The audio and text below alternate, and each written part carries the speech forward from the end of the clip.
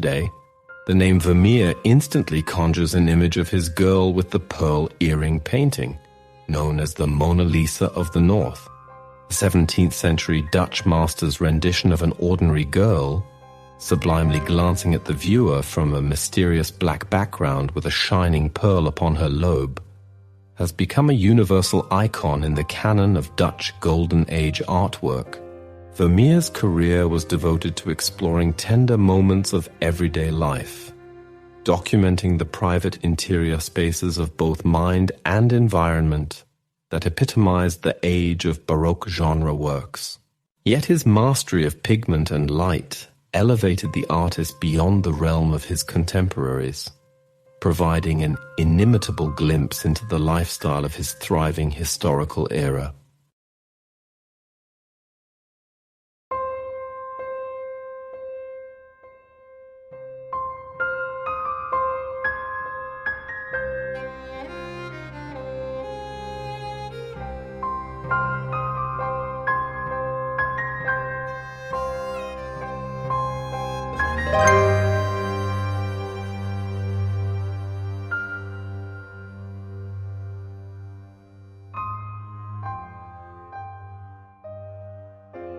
Johannes Vermeer was born in the mercantile Dutch town of Delft in October 1632 to a middle-class family.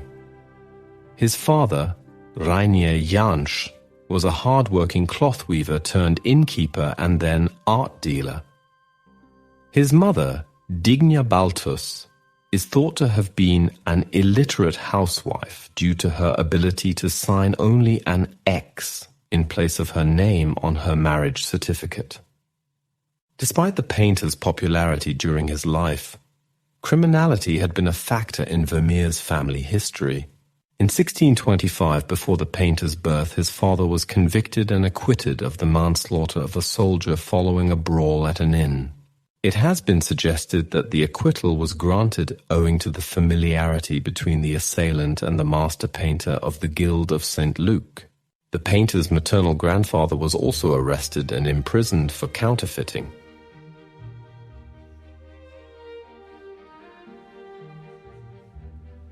Little is known about Vermeer's education and apprenticeship. Reinier Jansch's activities as an art dealer and connections with local artists most likely influenced Vermeer's decision to train as a painter in the mid-1640s. However, his teachers remain unknown. It has been suggested that the Delft painter Karel Fabritius served as Vermeer's teacher, although this is unlikely, as Fabritius only entered the Guild of St. Luke's a year before Vermeer. Leonard Bremer, Delft's most prominent painter, has also been proposed as Vermeer's teacher.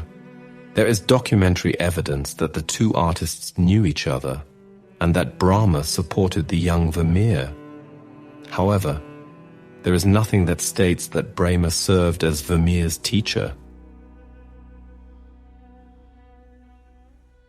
In 1653, Vermeer registered as a master painter in the Guild of St. Luke, which allowed him a wealth of opportunities, patrons, and connections to advance his career.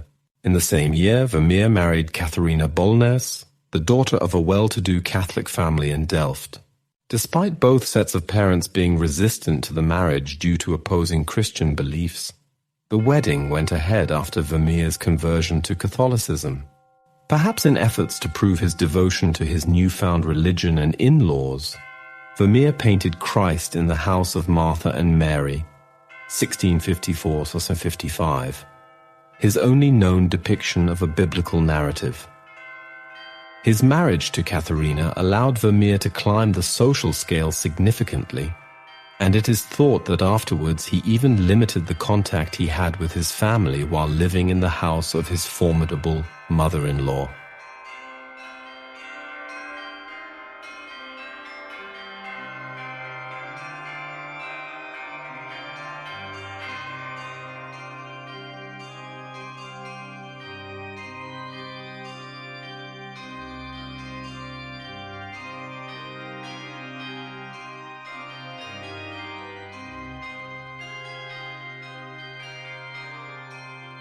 Christ in the house of Martha and Mary, 1654-1655. Vermeer's earliest known painting is housed in the Musée des Beaux-Arts, Valenciennes. This painting depicts an episode in the life of Jesus that appears only in the Gospel of Luke, after the parable of the Good Samaritan, Luke 10:38-42. Jesus visits the home of the sisters of Lazarus of Bethany, Martha of Bethany and Mary of Bethany, the latter typically conflated in Catholic medieval tradition with Mary Magdalene. According to the Gospel of Luke, as Jesus and his disciples were on their way, he came to a village where a woman named Martha opened her home to him. She had a sister called Mary who sat at the Lord's feet listening to what he said. But Martha was distracted by all the preparations that had to be made. She came to him and asked, "Lord, don't you care that my sister has left me to do the work by myself? Tell her to help me." "Martha, Martha," the Lord answered, "you are worried and upset about many things, but only one thing is needed. Mary has chosen what is better, and it will not be taken away from her." In the painting, Vermeer depicts the sisters as representing two temperaments, the active and the contemplative. The triangular structure of the work allows us to center our attention on the three figures, whilst Vermeer has given minimal detail to the surrounding background, stressing the importance of the drama unfolding in the center. The pigment analysis of this painting reveals the use of the pigments of the Baroque period such as madder lake, yellow ochre, vermilion, and lead white. Vermeer did not paint the robe of Christ with his usual blue pigment of choice, ultramarine, but with a mixture of smalt, indigo, and lead white.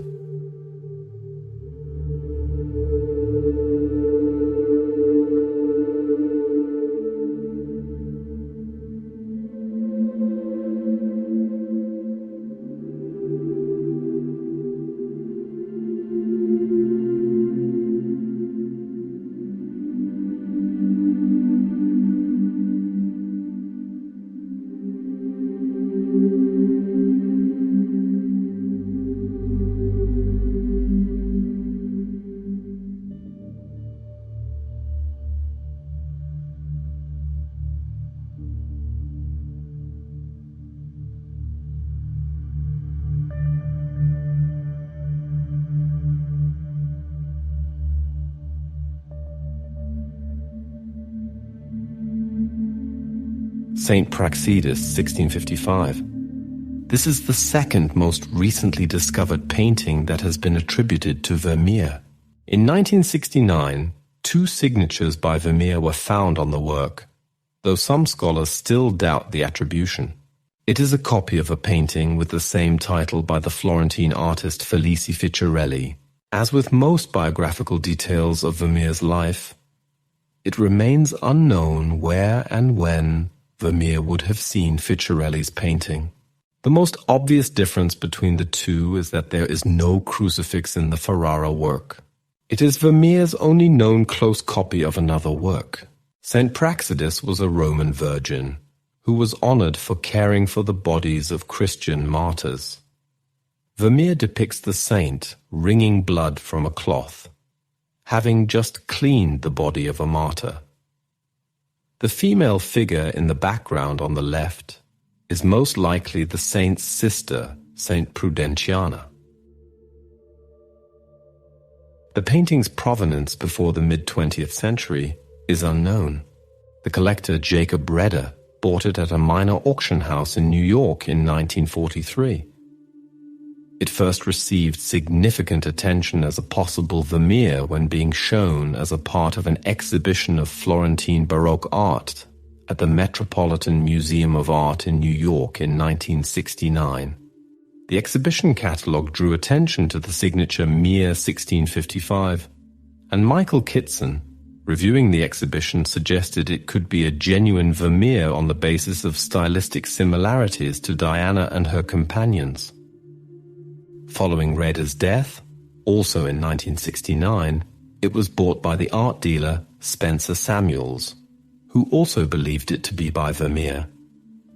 The Barbara Piasecka Johnson Collection Foundation bought it from Spencer in 1987. The leading Vermeer scholar, Arthur Wheelock, subsequently argued the case for the attribution to Vermeer in an article devoted to it in 1986. It was sold at Christie's in London on 8th of July 2014 on behalf of the Barbara Piasecka Johnson Collection Foundation. It sold to an unknown buyer for £6,242,500, $10,687,160 at the lower end of the estimated price range of £6 to £8 million. Some art market commentators speculated that doubt about the attribution to Vermeer may have contributed to the relatively low price. From March 2015, it has been on display in the National Museum of Western Art in Tokyo, labeled as attributed to Johannes Vermeer. This appears to be a long-term loan to the museum from a private collector. In a 2023 exhibition catalogue, the Rijksmuseum revealed that Kufi Company has owned the painting since 2014.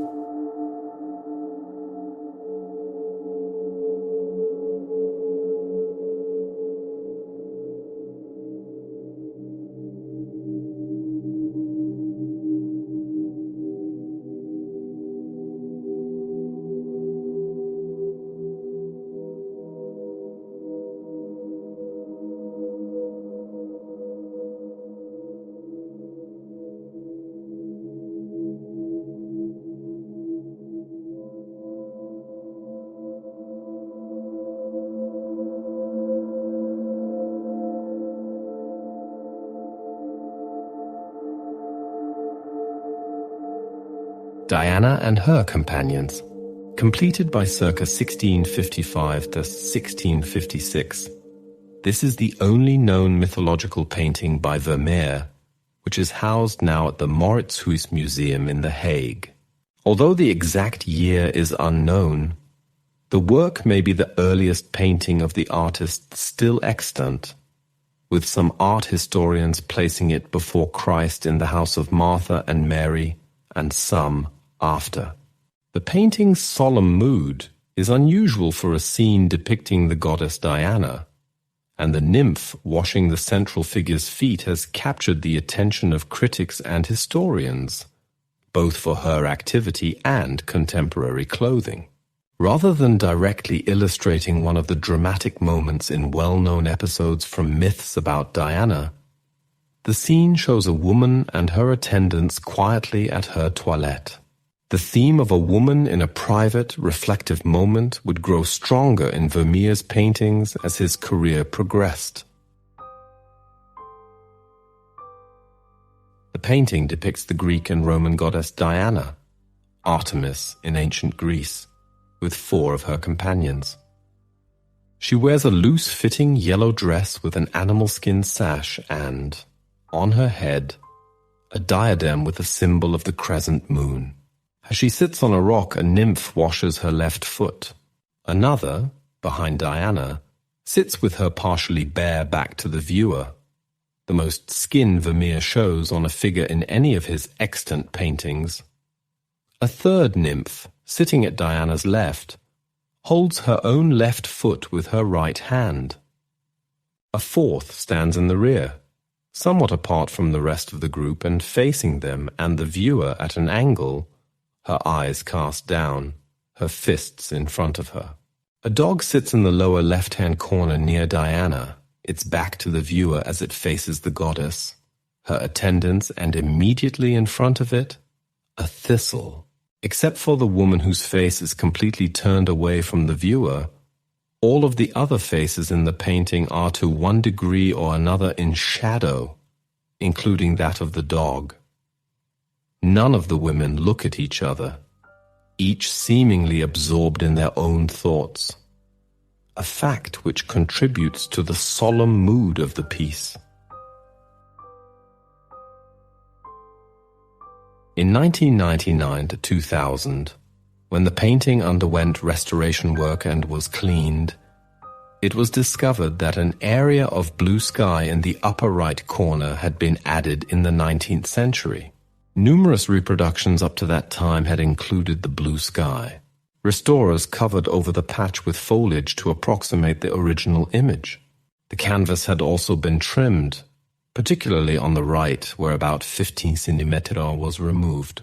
Descriptions of the scene being in a woodland glade or near the edge of a wood may rely heavily on the patch of sky erroneously thought to be original to the painting, although light without shadows does fall on the scene from above and to the left, with short shadows forming to the viewer's right. The observation that the scene appeared to be taking place in the gathering dusk may have been influenced by the lighter but darkening patch of sky contrasted sharply with the dark mass of foliage in the background of the painting, together with the shadows on all the visible faces. The painting is signed on the lower left, on the rock between the thistle and the dog. Vermeer may have been influenced by Jacob van Lo's painting that bears the same title and was completed 7 years previously.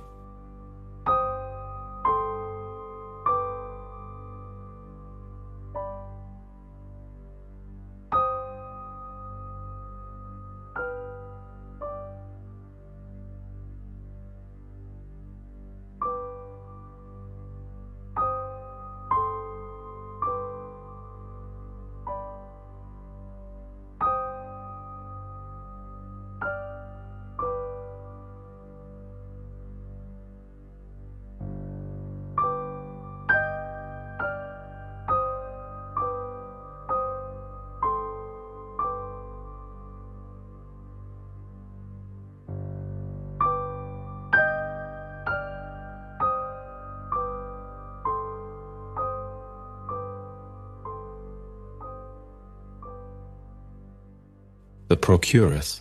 This is a 1656 oil-on-canvas painting depicting a scene in a brothel. It can be seen in the Gemäldegalerie Alte Meister in Dresden. It is his first genre painting and shows a scene of contemporary life, an image of mercenary love perhaps in a brothel. It differs from his earlier biblical and mythological scenes. It is one of only 3 paintings Vermeer signed and dated. The other 2 are The Astronomer and The Geographer. In 1696, the painting, being sold on an auction in Amsterdam, was named A Merry Company in a Room.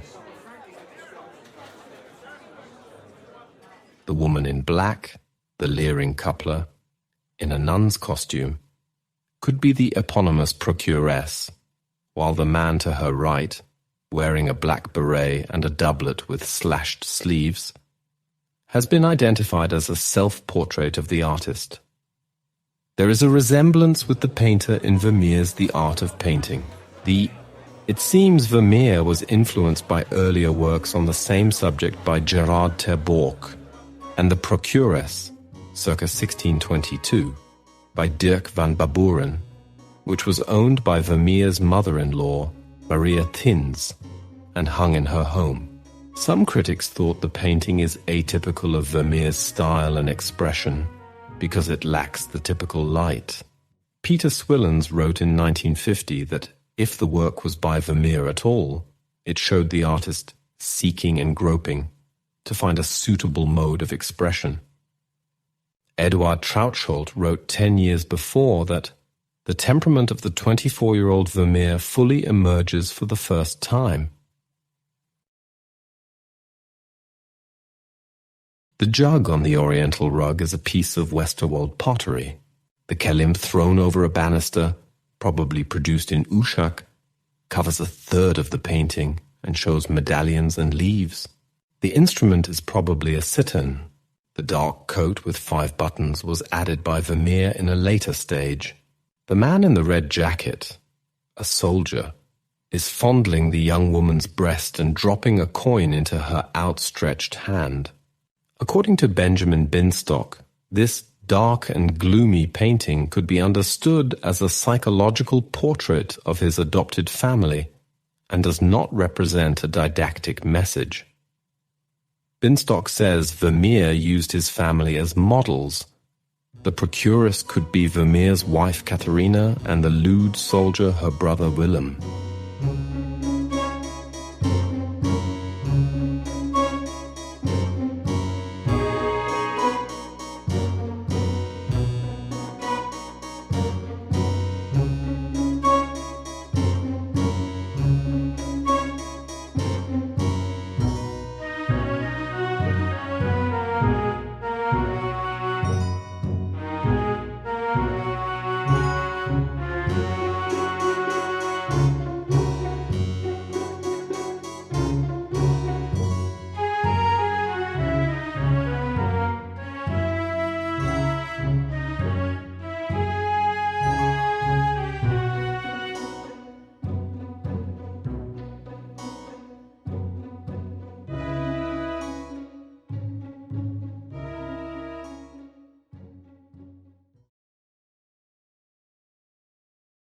A girl asleep, also known as a woman asleep at table, and a maid asleep, created in 1657.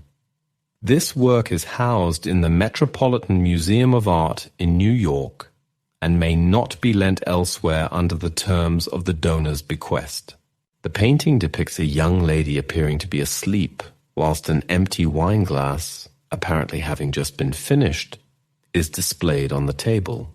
There is an ambiguous nature to the work, which has puzzled critics for many years. X-rays have revealed that originally a man was standing near the doorway, which Vermeer later decided to paint out, adding to the mystery. Technical examination of the painting revealed a man in the second room and a dog looking at him.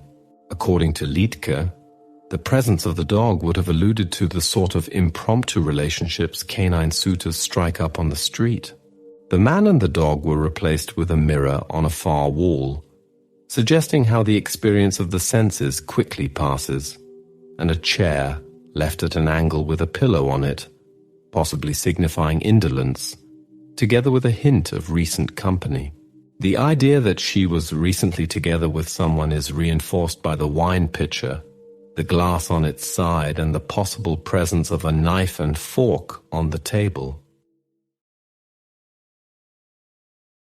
The Chinese bowl with fruit is a symbol of temptation, and for a Vermeer contemporary familiar with the symbolism of Dutch art of the time, the knife and jug lying open-mouthed under a gauzy material would have brought to mind more than social intercourse. The painting was very likely owned by Vermeer's patron, Pieter van Rooijen, who also owned the famous Milkmaid.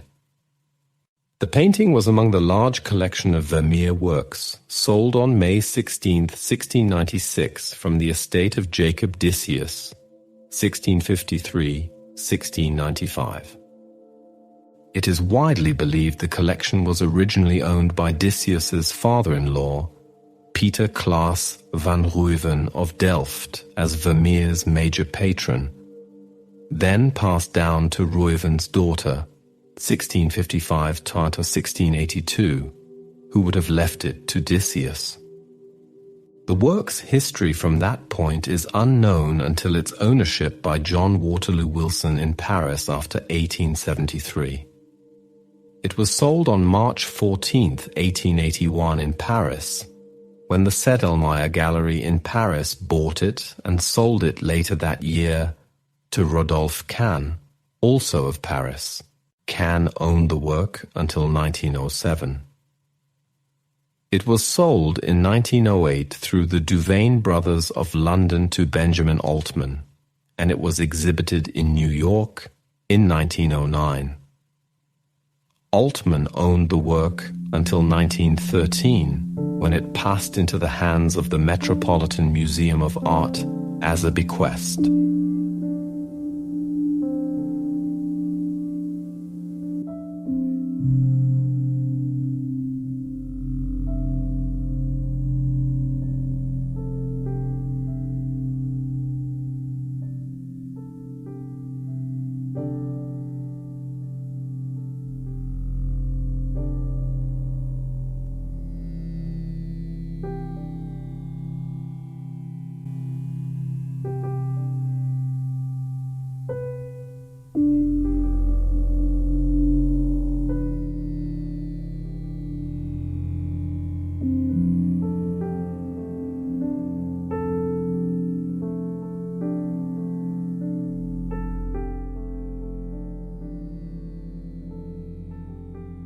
girl reading a letter at an open window. This painting was completed in approximately 1657 to 1659 and is housed in the Gemäldegallery in Dresden. For many years, the attribution of the painting was lost, with first Rembrandt and then Peter de Hooch being credited for the work before it was properly identified in 1880. After World War II, the painting was briefly in possession of the Soviet Union. It depicts a young woman reading a letter before an open window in profile. A red drapery hangs over the top of the window glass, which has opened inward and which, in its lower right quadrant, reflects her. A tasseled ochre drapery in the foreground left, partially closed, masks a quarter of the room in which she stands. The color of the drape reflects the green of the woman's gown, and the shades of the fruit tilted in a bowl on the red-draped table. On the table beside the bowl, a peach is cut in half, revealing its pit. This use of light may support speculation among art historians that Vermeer used a mechanical optical device, such as a double concave lens mounted in a camera obscura, to help him achieve realistic light patterns in his paintings. In 1742, Augustus III of Poland, Elector of Saxony, purchased the painting under the mistaken belief that it had been painted by Rembrandt. In 1826, it was misattributed again to Peter de Hooch. It was so labeled when French art critic Théophile Thoré-Berger came upon it, recognizing it as one of the rare works of the Dutch painter and restoring its proper attribution in 1860. Girl reading a letter at an open window was among the paintings rescued from destruction during the bombing of Dresden in World War II. The painting was stored, with other works of art, in a tunnel in Saxon Switzerland. When the Red Army encountered them, they took them. The Soviets portrayed this as an act of rescue, some others as an act of plunder. Either way, after the death of Joseph Stalin, the Soviets decided in 1955 to return the art to Germany, for the purpose of strengthening and furthering the progress of friendship between the Soviet and German peoples. Aggrieved at the thought of losing hundreds of paintings, art historians and museum curators in the Soviet Union suggested that, in acknowledgement for saving and returning the world-famous treasures of the Dresden Gallery, the Germans should perhaps donate to them Girl Reading a Letter at an Open Window and Sleeping Venus by Giorgione. The Germans did not take to the idea, and the painting was returned. Well preserved, it is on display at the Gemäldegallery in Dresden.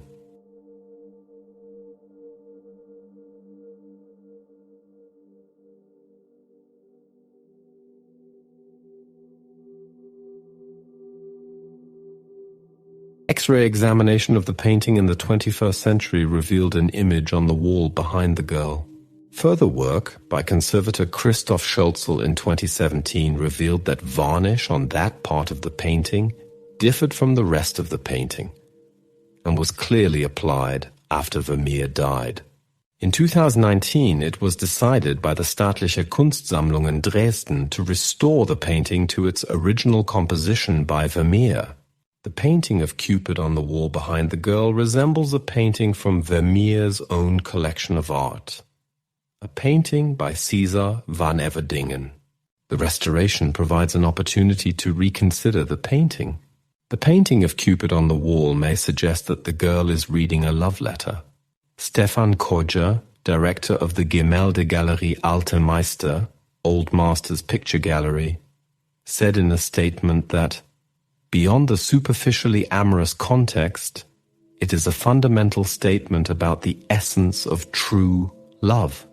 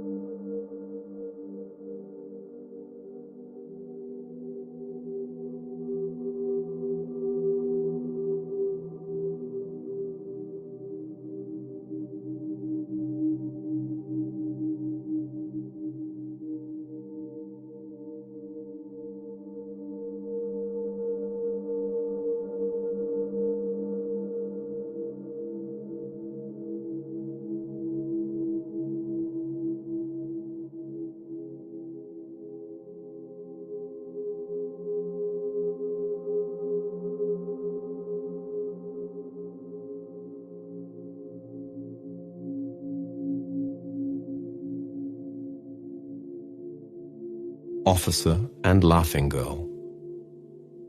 This painting was created circa 1657 and is now housed in the Frick collection in New York. It contains a common theme in Dutch painting, which is a girl entertaining her suitor. The main subject is the woman at the center, whose face is illuminated by soft, direct light. She resembles Vermeer's wife, Catharina Bolnes, who is believed to have posed for many of his paintings. With X-ray photographs, art historians have determined that Vermeer had originally planned to paint the woman with a large white collar, which would have hidden much of her yellow dress. Also, her cap was later extended to cover all of her hair, drawing more attention to her face and expression. This yellow bodice with braiding appears in many of Vermeer's other portraits. It is called a short and was usually worn as an everyday common dress. Over her dress, the woman wears a blue apron, mostly hidden in the shadows of the table. Blue aprons were common attire at that time because they hid stains well. Art historians have interpreted this to mean that the soldier has surprised the girl with an impromptu visit during her morning chores. The woman holds a wine glass, usually used for white wine, because at that time, wine cost more than beer. It indicates her wealth. The cavalier in the foreground wears a red coat and an expensive hat, displaying his wealth and rank. His hat is wide-brimmed and made of beaver pelt, which was weather-resistant and good for snowy and rainy conditions. The pelts for these hats were imported from the New World, in this case probably from New Netherland, present-day eastern United States, which was at the time controlled by the Dutch West India Company. The red in his uniform is associated with power and passion, bringing a passionate and emotional note to the painting. His rank as an officer is indicated by the black sash he wears. His striking presence in the immediate foreground brings drama and depth to the mood of the composition. This artistic device in which an object is placed in the foreground to increase the depth of field of the overall painting is called repoussoir. Caravaggio often used this technique, and Vermeer probably learned it from paintings of Caravaggio's imitators. The nature of the interaction between the woman and the soldier can only be conjectured. Many art historians believe that it only portrays a woman being innocently and honorably courted by this soldier. However, some have suggested that her open hand and smile could indicate a discreet willingness to engage in sex. Officer and Laughing Girl is one of several paintings in which Vermeer depicted maps or globes. The map that hangs on the wall in this painting is identifiable as a Willem Bleeuw.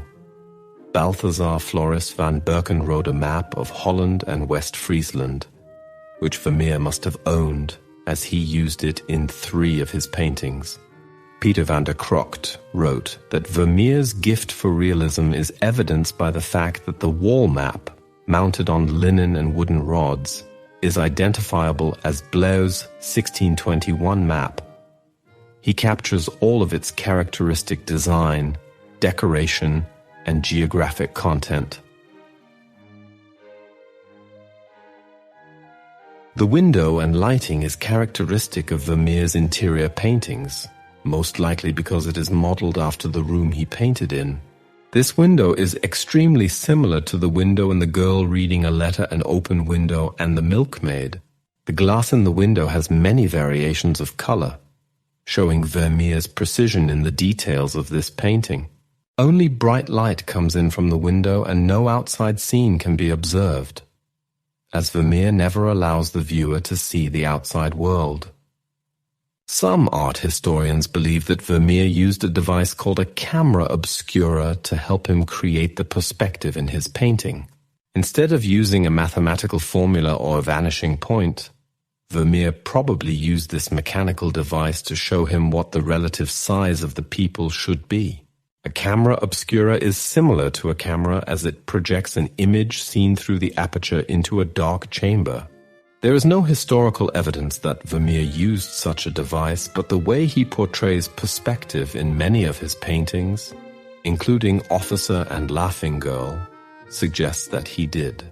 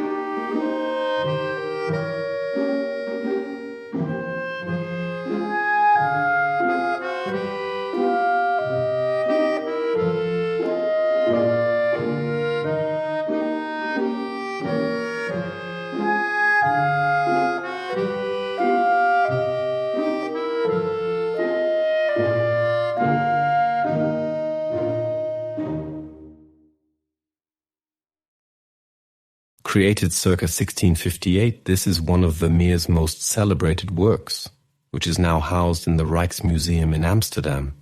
The painting shows a milkmaid, a woman who milks cows and makes dairy products like butter and cheese, in a plain room carefully pouring milk into a squat earthenware container on a table. Milkmaids began working solely in the stables before large houses hired them to do housework as well, rather than hiring out for more staff.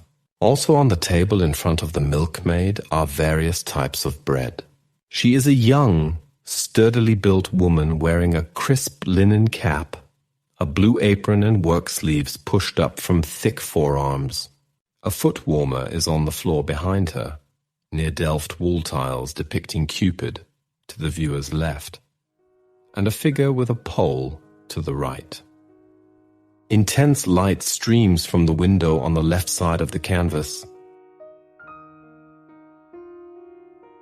The painting is strikingly illusionistic, conveying not just details but a sense of the weight of the woman and the table. The light, though bright, doesn't wash out the rough texture of the bread crusts or flatten the volumes of the maid's thick waist and rounded shoulders, wrote Karen Rosenberg, an art critic for the New York Times. Yet with half of the woman's face in shadow, it is impossible to tell whether her downcast eyes and pursed lips express wistfulness or concentration, she wrote.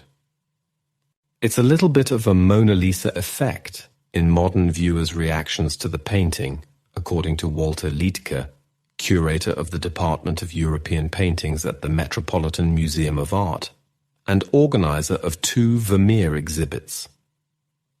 There's a bit of mystery about her for modern audiences. She's going about her daily task, faintly smiling. And our reaction is, what is she thinking? In Dutch literature and paintings of Vermeer's time, maids were often depicted as subjects of male desire, dangerous women threatening the honor and security of the home, the center of Dutch life.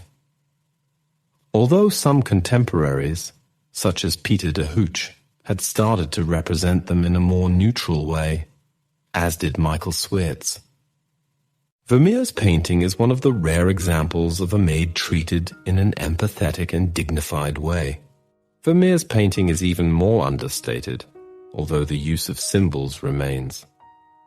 One of the Delft tiles at the foot of the wall behind the maid, near the foot warmer, depicts Cupid, which can imply arousal of a woman, or simply that while she is working, she is daydreaming about a man. Other amorous symbols in the painting include a wide-mouthed jug, often used as a symbol of the female anatomy. The foot warmer was often used by artists as a symbol for female sexual arousal because, when placed under a skirt, it heats the whole body below the waist, according to Liedtke. The coals enclosed inside the foot warmer could symbolize either the heat of lust in tavern or brothel scenes, or the hidden but true burning passion of a woman for her husband, according to Serena Kant, a British art historian and lecturer. Yet the whitewashed wall and presence of milk seem to indicate that the room was a cool kitchen, used for cooking with dairy products such as milk and butter.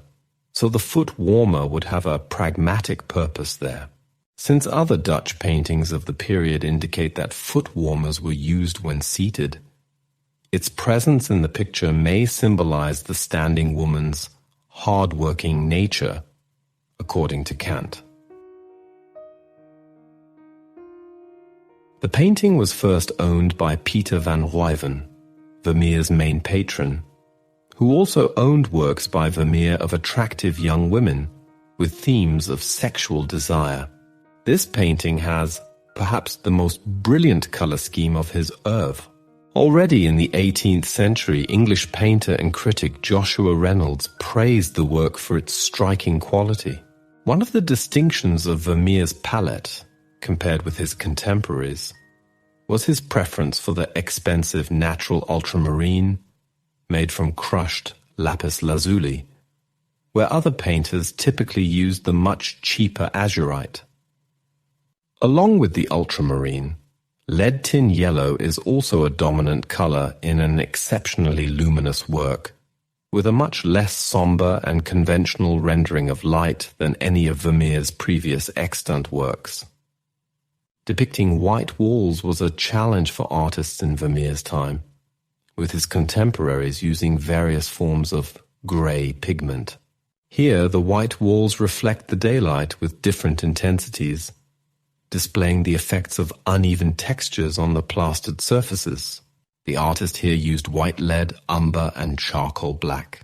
Although the formula was widely known among Vermeer's contemporary genre painters, perhaps no artist more than Vermeer was able to use it so effectively. The woman's coarse features are painted with thick dabs of impasto. The seeds on the crust of the bread, as well as the crust itself along with the plaited handles of the bread basket, are rendered with pointillé dots. Soft parts of the bread are rendered with thin swirls of paint, with dabs of ochre used to show the rough edges of broken crust. One piece of bread to the viewer's right and close to the Dutch oven has a broad band of yellow, different from the crust, which Kant believes is a suggestion that the piece is going stale. The small roll at the far right has thick impasto dots that resemble a knobbly crust, or a crust with seeds on it. The bread and basket, despite being closer to the viewer, are painted in a more diffuse way than the illusionistic realism of the wall, with its stains, shadowing, nail and nail hole, or the seams and fastenings of the woman's dress, the gleaming polished brass container hanging from the wall.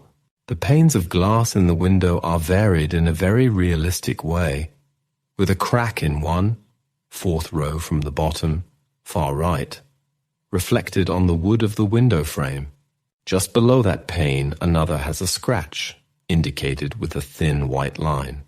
Another pane, second row from the bottom, second from right, is pushed inward within its frame. The discrepancy between objects at various distances from the viewer may indicate Vermeer used a camera obscura, according to Kant. Littke points out that a pinhole discovered in the canvas has really punctured the theory of the camera obscura. The idea that Vermeer traced compositions in an optical device is rather naive when you consider that the light lasts maybe 10 seconds, but the painting took at least months to paint. Instead, the pin in the canvas would have been tied to a string with chalk on it, which the painter would have snapped to get perspective lines, Littke said in a 2009 interview. The woman's bulky green oversleeves were painted with the same yellow and blue paint used in the rest of the woman's clothing, worked at the same time in a wet-on-wet method. Broad strokes in the painting of the clothing suggest the coarse, thick texture of the work clothing. The blue cuff uses a lighter mixture of ultramarine and lead white, together with a layer of ochre painted beneath it. The brilliant blue of the skirt or apron has been intensified with a glaze, a thin transparent top layer of the same color. The glazing helps suggest that the blue material is a less coarse fabric than the yellow bodice, according to Kant. The Milkmaid was exhibited at the 1939 World's Fair in New York City, and the outbreak of World War II during the fair, with the German occupation of the Netherlands, caused the work to remain in the US until Holland was liberated. During this time it was displayed at the Detroit Institute of Arts in Michigan, the museum where the curator of the World's Fair exhibit was working, and was included in that museum's exhibition catalogues in 1939 and 1941. During the war, the work was also displayed at the Metropolitan Museum of Art, where it was hanging as late as 1944, according to Leitke. In 1953, the Kunsthaus Zurich displayed the painting in an exhibition, and the next year it traveled to Italy for an exhibition at the Palazzo delle Esposizioni in Rome and the Palazzo Reale in Milan. In 1966, it was part of an exhibition at the Moritzhui in The Hague and the Musée de l'Orangerie in Paris. In 1999 and 2000, the painting was at the National Gallery of Art in Washington for its exhibition Johannes Vermeer, The Art of Painting. And it was part of the Vermeer and the Delft School exhibition at the National Gallery, London, from June 20th to September 16th, 2001. It did not appear at the Metropolitan Museum of Art venue of that exhibition earlier that year. The painting returned to New York in 2009 on the occasion of the 400th anniversary of Henry Hudson's historic voyage, Amsterdam to Manhattan, where it was the central feature of a Metropolitan Museum of Art exhibition, alongside several of the museum's 5 Vermeer works and other Dutch Golden Age paintings.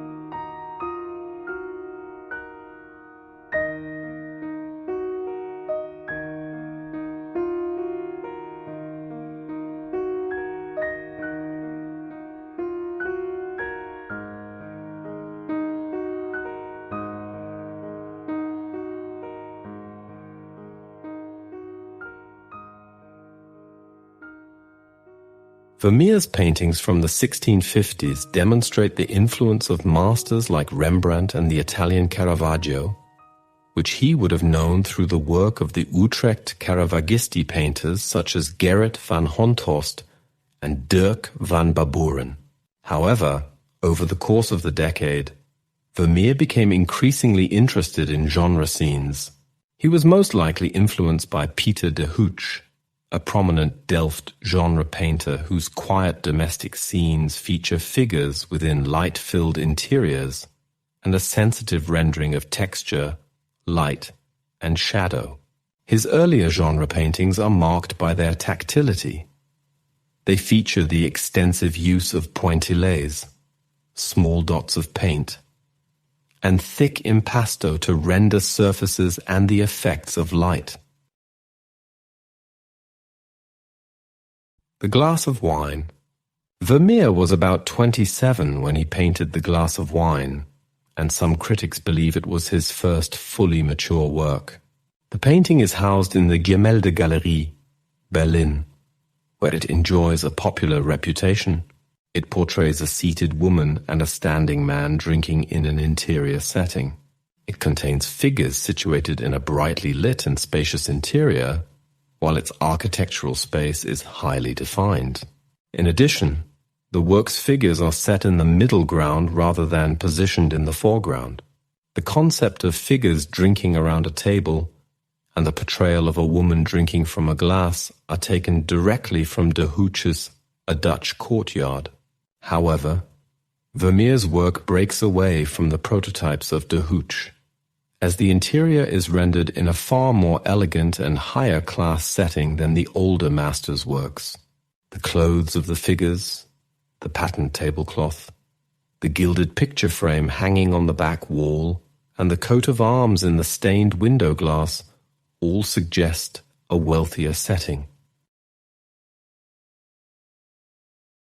Compared to his earlier paintings, Vermeer's brushwork in the wine glass is subdued, while the faces and clothes of the figures are depicted with wide, smooth outlines.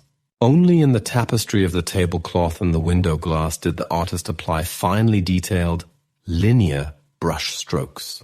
At the time, Vermeer was not the only Dutch artist attempting to develop the ideas of De Hooch.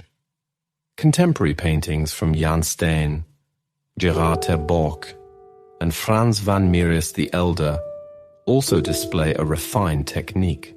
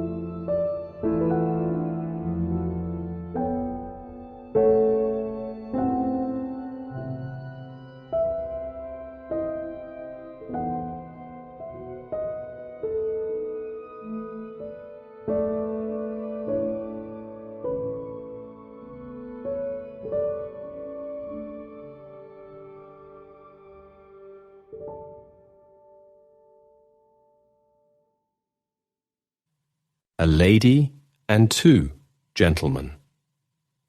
Also known as The Girl with the Wine Glass, this painting was finished by 1660 and is housed in the Herzog Anton Ulrich Museum in Brunswick, Germany. The work was acquired by the Duke of Brunswick in 1711.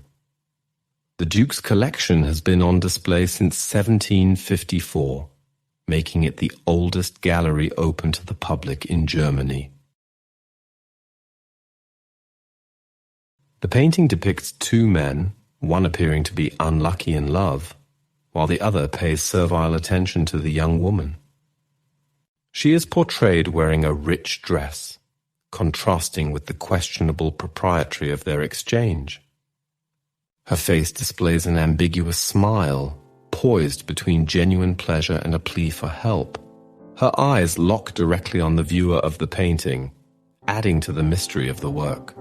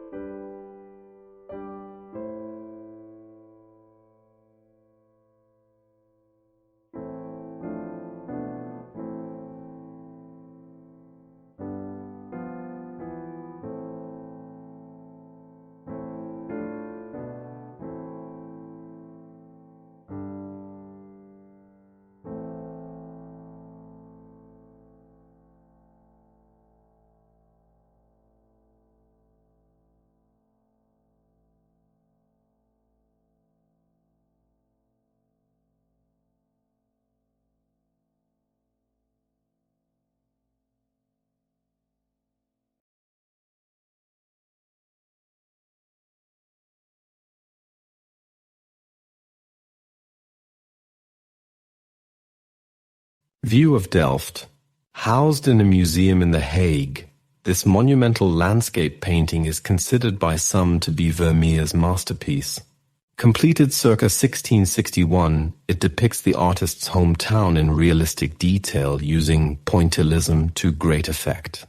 The sky dominates most of the picture and demonstrates Vermeer's fascination with light and its rendering effects on everyday life. The painting has always enjoyed a good reputation, receiving high purchase prices from its earliest history. In the mid-19th century, the painting inspired French critic Théophile Thouret to rediscover Vermeer, who had become a lost painter until then.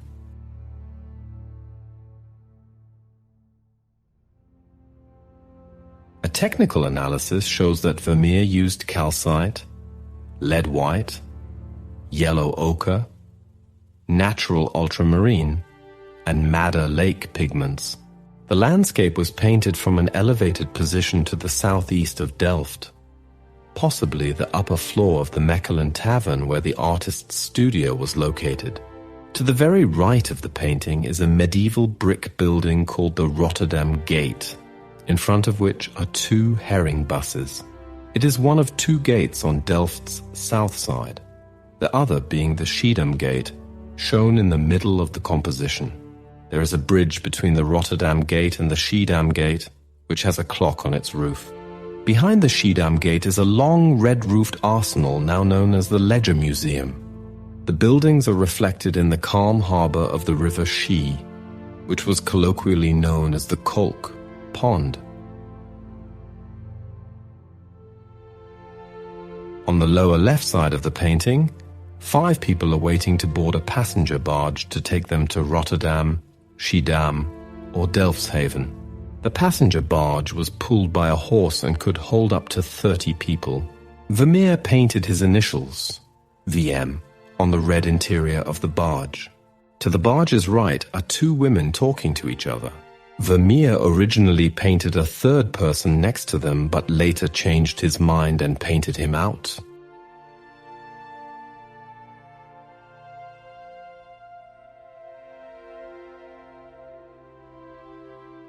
Behind the Rotterdam Gate is the illuminated spire of the Nieuwe Kerk. In reality, the Nieuwe Kerk would be positioned more toward the right, but Vermeer depicted it closer to the center to make it more prominent. There are no bells in the tower in this painting, as those would not be added to the church until after the painting was completed in 1661. The Nieuwe Kerk was where Vermeer was baptized at 1 to 2 weeks old, and where his mother and elder sister were buried. In the background is the top of the tower of the Oude Kerk, Old Church, which was built around 1246, making it Delft's oldest parish church.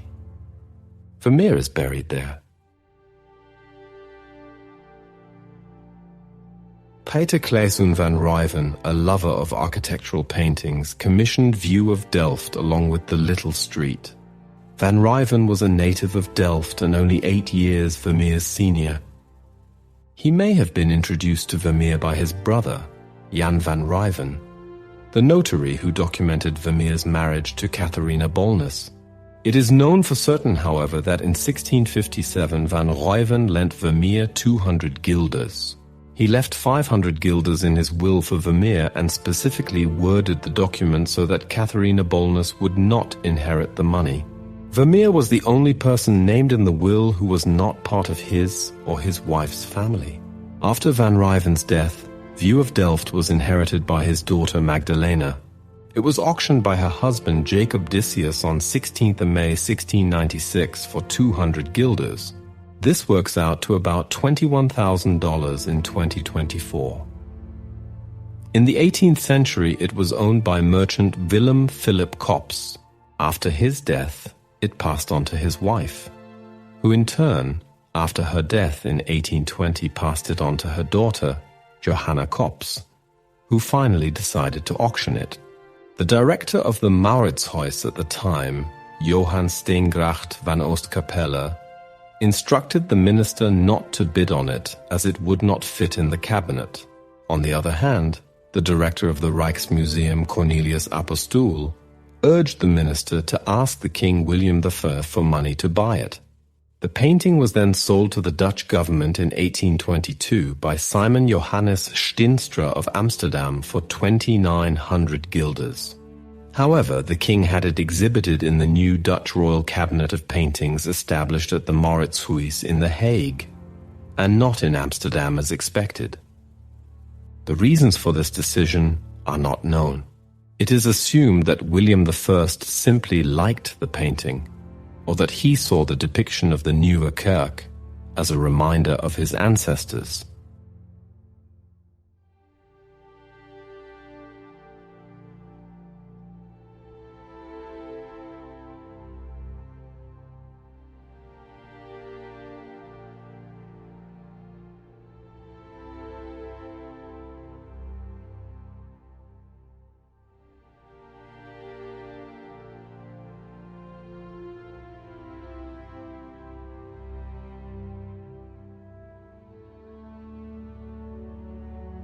Girl interrupted at her music.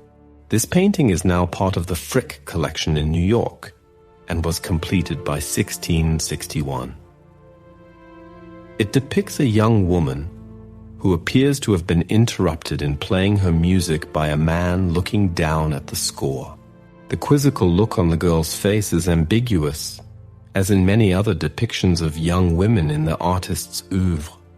The identity of the man is also questionable. Music teacher or lover.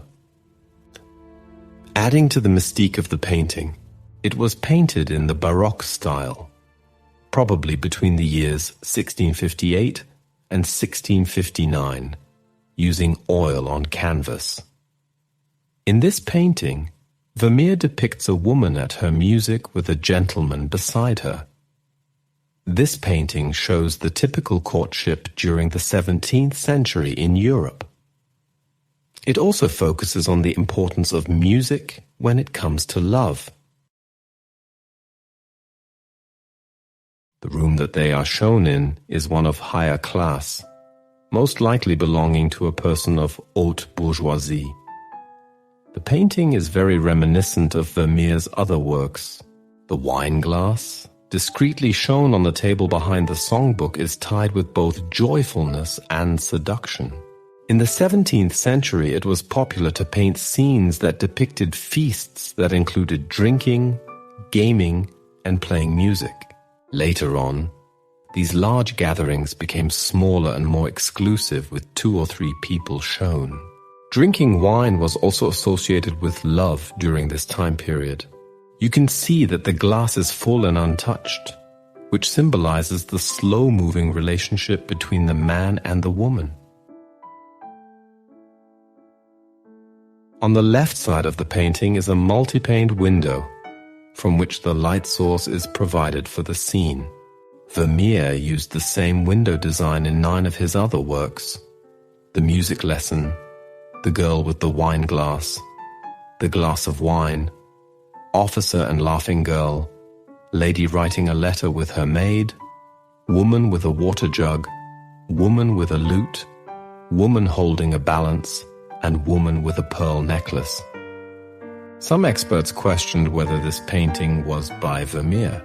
The precision of the lighting from the window was thought to prove that it was in fact an original Vermeer.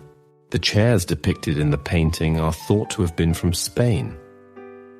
They are some of the few objects in the painting that were not damaged by heavy restoration.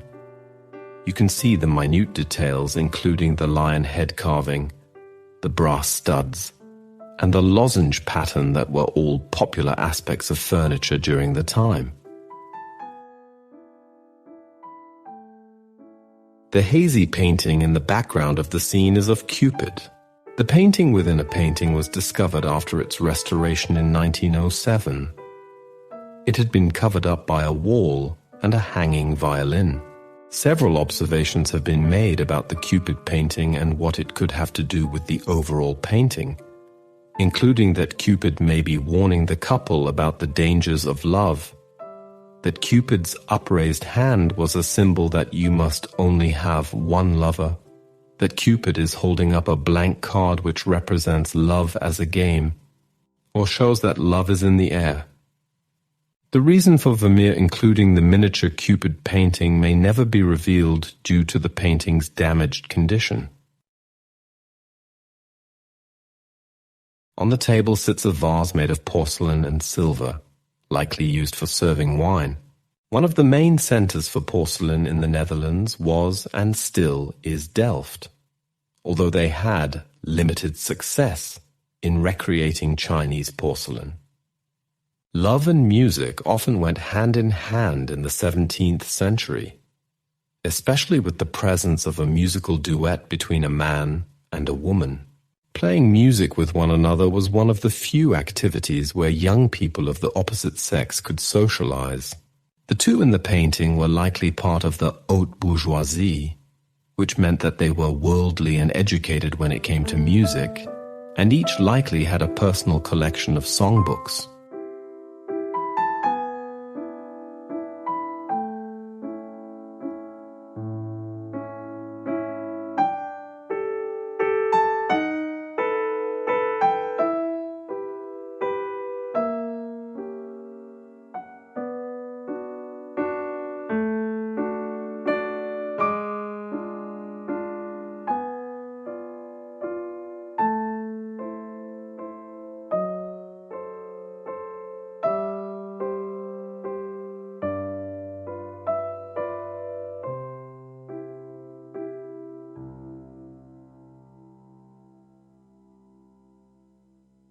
In 1662, Vermeer became the head of the Guild of St. Luc, which meant that he would have been in close contact with numerous Delft patrons, artists, and collectors. The new position established him as a well-respected painter, although the few paintings that exist have led many scholars to calculate that the artist only produced 3 or so paintings per year. While Vermeer continued to primarily paint genre scenes through the 1660s, his brushwork became noticeably smoother and refined, without the use of thick impasto that marked his earlier works, while his pointillés are also less intrusive. This refinement in style can be in part attributed to the developments of the Leiden fine painters, who were known for their highly rendering of interiors and domestic scenes with nearly imperceptible brushwork. Vermeer's famous Girl with a Pearl Earring, with its luminous, smooth surfaces and nearly invisible brushwork, is an example of this shift in style. Woman in Blue, Reading a Letter. Housed in the Rijksmuseum in Amsterdam, this painting was completed by 1663. The central element of the painting is a woman in blue standing in front of a window, not depicted, reading a letter. The woman appears to be pregnant, although many have argued that the woman's rounded figure is simply a result of the fashions of the day. Although the woman's loose clothing may be suggestive, pregnancy was very rarely depicted in art during this period. While the contents of the letter are not visible, the composition of the painting is revealing. The map of the County of Holland and West Friesland in the Netherlands on the wall behind the woman has been interpreted as suggesting that the letter she reads was written by a traveling husband. Alternatively, the box of pearls barely visible on the table before the woman might suggest a lover, as pearls are sometimes a symbol of vanity. The very action of letter reading reflects a thematic pattern throughout Vermeer's works, as a common private moment becomes revealing of the human condition. The painting is unique among Vermeer's interiors in that no fragment of corner, floor, or ceiling can be seen. The composition and the female figure are similar to Vermeer's 1657-59 painting Girl Reading a Letter at an Open Window. This work has similarities to his similarly dated Woman with a Pearl Necklace and Woman Holding a Balance.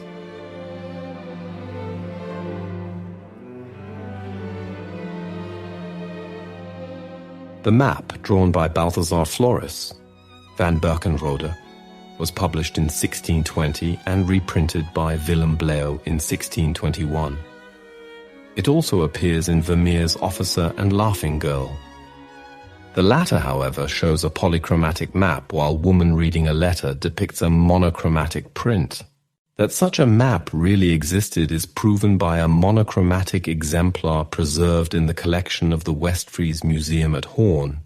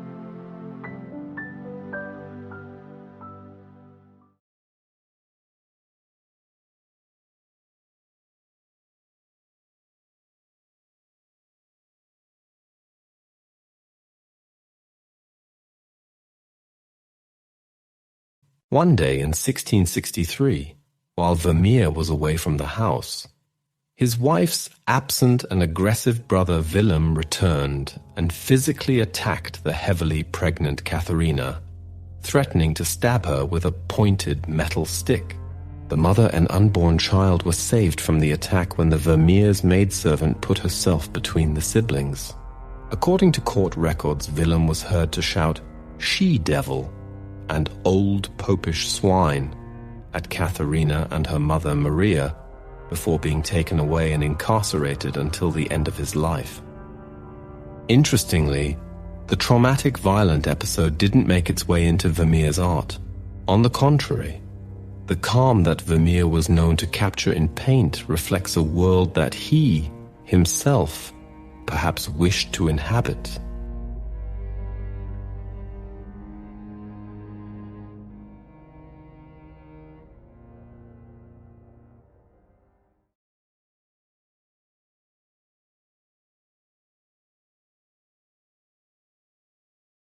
The Music Lesson.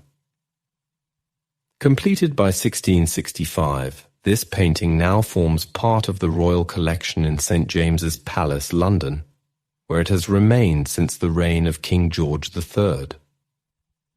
For many years it was unknown that the work was by Vermeer, until in 1866 Théophile Thoré revealed its true creator.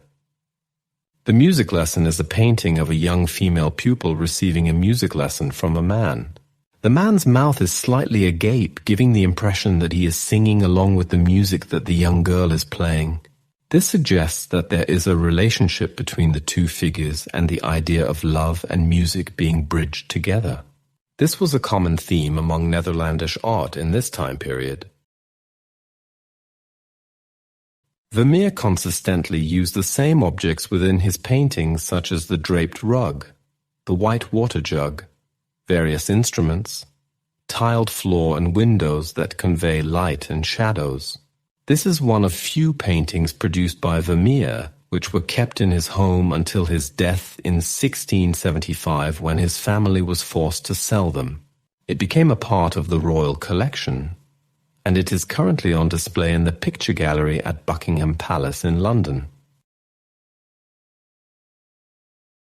The painting depicts a young woman playing a virginal, a small harpsichord, while an elegantly dressed man stands beside her, watching intently. The lid of the harpsichord bears the inscription, "Music is a companion in pleasure, a balm in sorrow."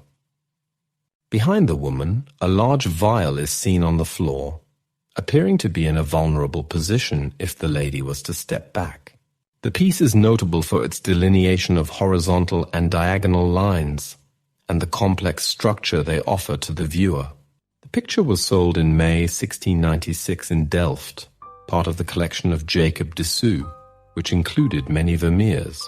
It was later acquired by Venetian artist Giovanni Antonio Pellegrini in 1718, with Pellegrini's collection later being bought by Joseph Smith. The music lesson has been part of the Royal Collection of Great Britain since 1762, when King George III bought Smith's collection of paintings. When the painting was acquired, it was believed to be a work by Frans van Mieris the Elder because of a misinterpretation of the signature. It was not correctly attributed to Vermeer until 1866 by Théophile Thoré, though some scholars were skeptical whether it was Vermeer or not.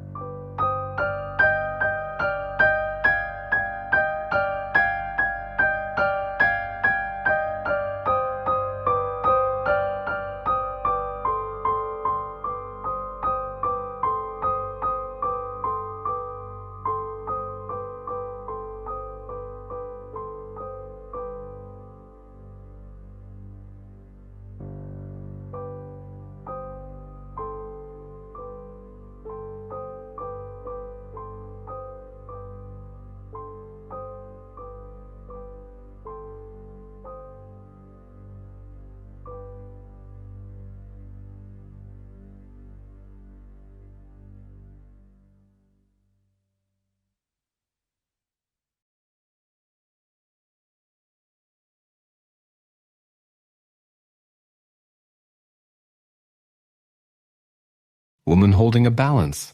This painting was completed by 1663 and previously called Woman Weighing Gold, before microscopic evaluation confirmed that the balance in her hands is empty. The painting was among the large collection of Vermeer works sold on May 16, 1696 in Amsterdam from the estate of Jacob Decius, 1653-1695. It received 155 guilders, considerably above the prices fetched at the time for his other works, though somewhat below the Milkmaid, which received 177. Also called Woman Testing a Balance, is an oil painting by Dutch Golden Age painter Johannes Vermeer, now in the National Gallery of Art in Washington, D.C. At one time the painting was known as Woman Weighing Gold, but closer evaluation has determined that the balance in her hand is empty. Opinions on the theme and symbolism of the painting differ, with the woman alternatively viewed as a symbol of holiness or earthliness. In the painting, Vermeer has depicted what discreetly appears to be a young pregnant woman holding an empty balance before a table on which stands an open jewelry box, the pearls and gold within spilling over. A blue cloth rests in the left foreground beneath a mirror and a window to the left, unseen save its golden curtain, provides light. Behind the woman is a painting of the Last Judgment featuring Christ with raised, outstretched hands. The woman may have been modeled on Vermeer's wife, Katharina Vermeer. According to Robert Huerta in Vermeer and Plato, Painting the Ideal, 2005, the image has been variously interpreted as a vanitas painting, as a representation of divine truth or justice, as a religious meditative aid, and as an incitement to lead a balanced, thoughtful life. Some viewers have imagined the woman is weighing her valuables, while others compare her actions to Christ's, reading parable into the pearls. Some art critics, including John Michael Montius, who describes her as symbolically weighing unborn souls, have seen the woman as a figure of Mary. To some critics, who perceive her as measuring her valuables, the juxtaposition with the final judgment suggests that the woman should be focusing on the treasures of heaven rather than those of earth, with the mirror on the wall reinforcing the vanity of her pursuits. Other historians have suggested that the balance represents her careful harmonization of worldly possessions and spiritual piety. In this interpretation, the mirror on the wall reflects the woman's self-knowledge.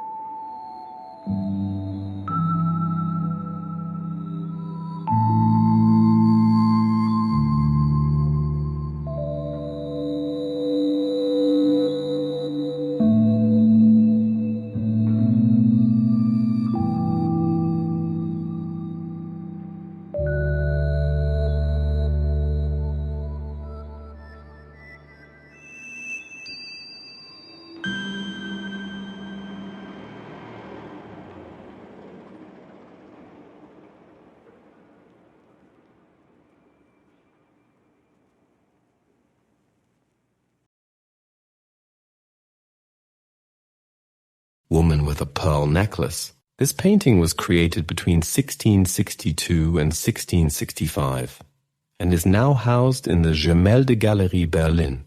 It depicts a young woman holding her pearl necklace up to the light, apparently considering whether it is the right piece of jewelry to wear.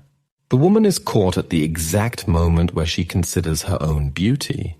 Interestingly, the mirror appears to be too high for the woman to be naturally able to view her reflection, perhaps commenting in part on her vanity.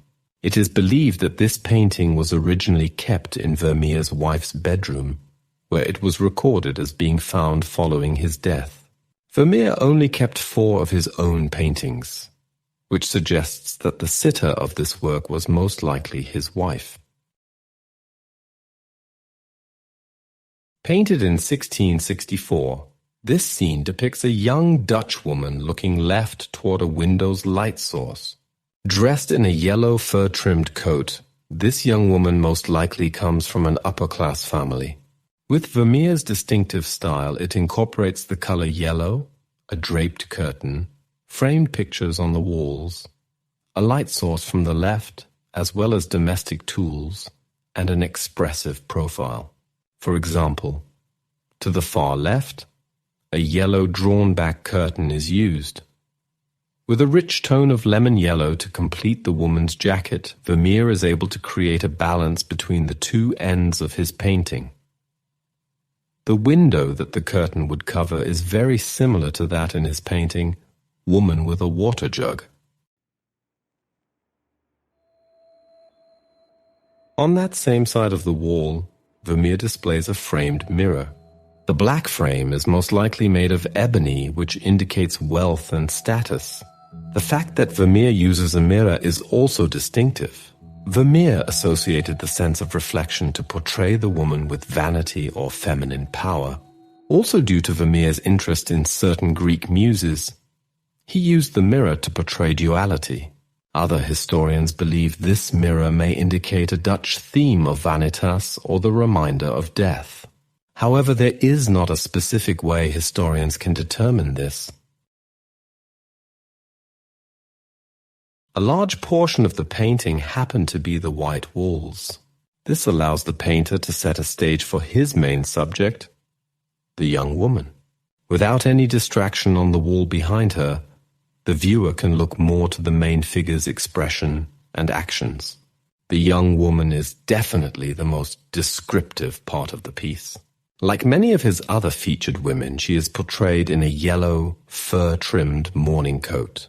Comparing these trims, historians can investigate how Vermeer painted. From the microscopic brushstrokes, historians can decipher many thin layers of gray and white. which reveal Vermeer's attempt to create realism. Like Vermeer, during the Baroque period, many Dutch artists were striving for simple, clear, and natural realism. These coats also give historians a glimpse into the period. In the middle 1660s, many Dutch interiors were filled with a variety of furs. These pieces were commonly used during long Dutch winters. These styles of furs were actually recorded in Vermeer's home in 1676. The woman's facial expression is also telling. As she seems to be finishing up her morning routine, the young woman is caught clasping her pearl necklace together. Her facial expression stares blankly and almost vainly ahead of herself, possibly out the window or into the black-framed mirror. The woman retains a nice profile yet blank look. This three-quarter pose was very common to the period and revealed a distinct quality of Dutch Baroque painting.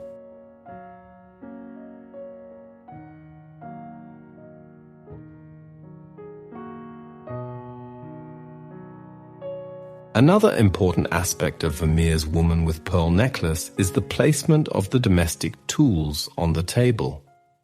A water basin, comb, and powder brush are all displayed on the table. This painting may suggest criticism towards a young upper-class woman's frivolity, lack of occupation, and her ample time for petty activities. Lastly, the deep blue tablecloth draped over the left side of the painting brings strong contrast to the work. Vermeer needed to create a contrast spot in order to maintain the geometric layout of the painting.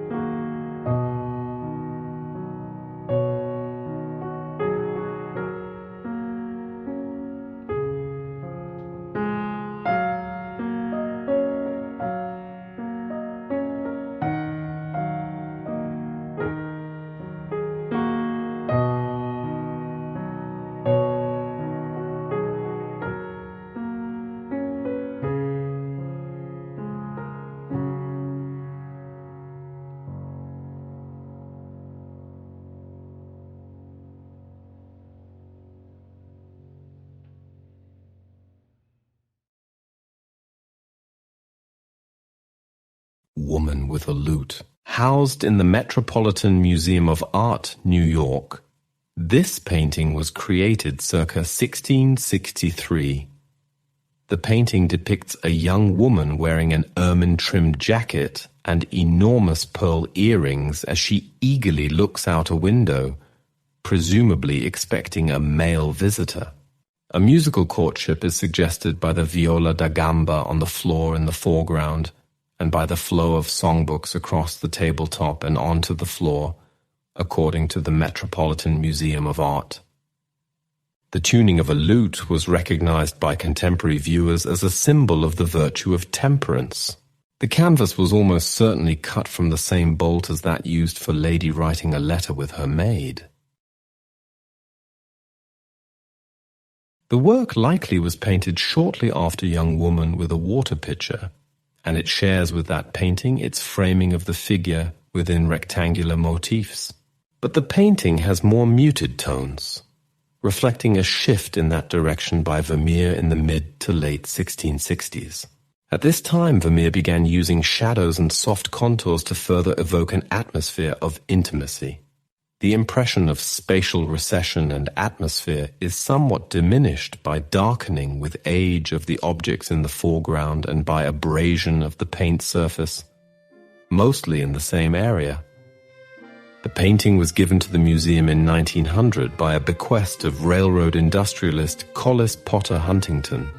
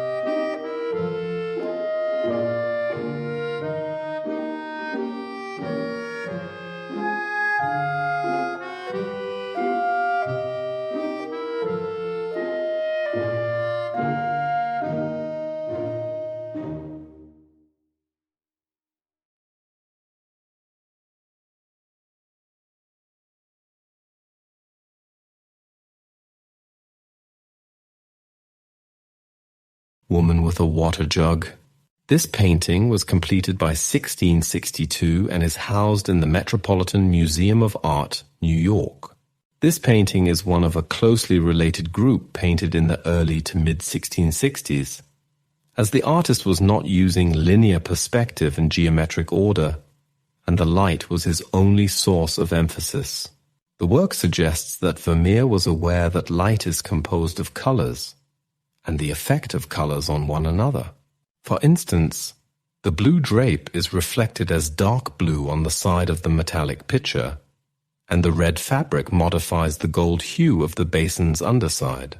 The work was purchased by Henry Gurdon Marquand in 1887 at a Paris gallery for $800. When Marquand brought it to the United States, it was the first Vermeer in America. Marquand donated the artwork along with other pieces in his collection to the Metropolitan Museum of Art in New York City. A young woman is found in the center of the picture. She's opening a window with her right hand, while she holds a water jug with her left hand. This jug rests on a larger platter. Both of these, among other objects, are upon on a table. This is decorated with a predominantly red rug of Asian origin.